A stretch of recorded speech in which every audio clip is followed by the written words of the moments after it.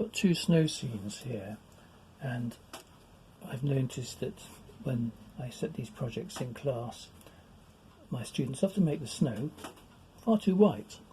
And as you can see from comparing the colours in the landscape to the edge of the photographs, the white, we've really got a purpley blue colour here. So how do we get a good snow colour? Let's just play. This is an acrylic demonstration. I've done this in pastels, I've done it in other medium watercolour as well. The one at the top, we've got quite a warm blue, so it's really a mixture of, it's not a strong purple, but I've just mixed up here some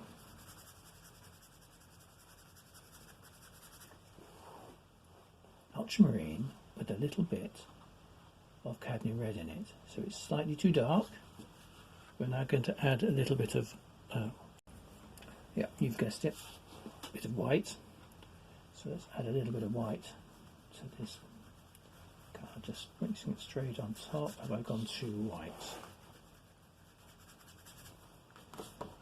So now we're getting pretty close. Actually, I have gone slightly too white. So it's all about getting the balance just right. A bit of ultramarine, a tiny bit of cadmium red. If you use crimson to get your purple, you're going to get too intense a crimson. So now I've got a very close match there. Two colours plus white. It actually goes paler up on to the right of the. So let's just do a paler version up here. So it goes paler up here. So those two shades are giving us the purpley blue and the white. But the other colour we're getting in here, funnily enough, is a tiny, tiny bit of orange. So let me just show you the effect of placing a bit of orange next to the snow here. And it's only very, very slightly orange. It's actually a sort of pale peachy orange. So I'm going to put it up here. This is just a very pale mixture of cadmium red and yellow. So it's almost like a corally pink. But if I put that into those blues, like little dabs of colour, and just bring the light blue up next to it, do you see how I'm getting the same effect? These little bits, I'll show it, bring it to you closer. These little bits of orangey, peachy colour next to your blue will make that snow look like snow. It's a very subtle thing. So it looks, if you actually compare it on the paper here, it's not much whiter, well, it's just not much less white than the paper, but that will make all the difference. Now the photograph down here, the snow is a slightly different set of colours. It's a similar range of colours, but actually it goes, the snow in the bottom scene goes both darker and it goes colder, slightly colder blue. So when I'm talking about a colder blue, that's a blue which has got a little bit of yellow in it, a tiny bit of yellow, but we don't put yellow into it. What we do put into it is a slightly colder blue. So I've got here a blue mixed up with some cerulean blue in it.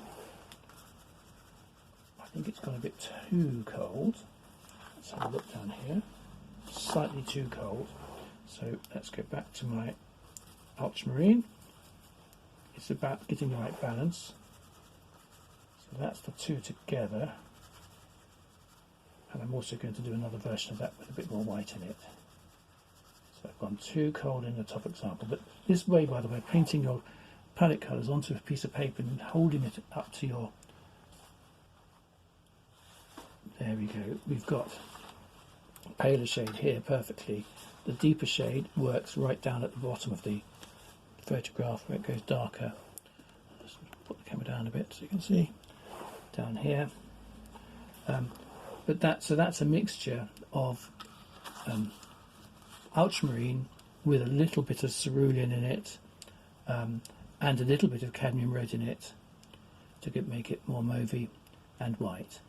So that will give you, and especially when we got the sunlight on the white parts, when we put sunlight next to that with white, and actually again hints of orange. Let's just put this slightly orangey colour next to it to show you. So instead of just white here,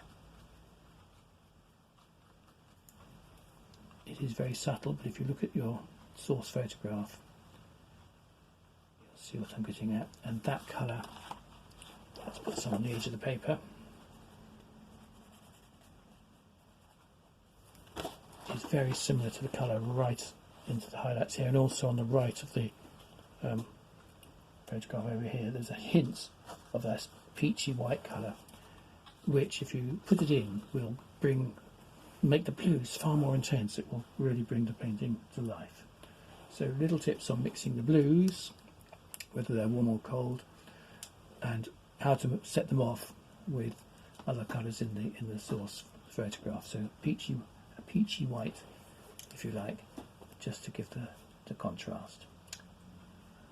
Hope you do okay with your own interpretations, and thank you for watching.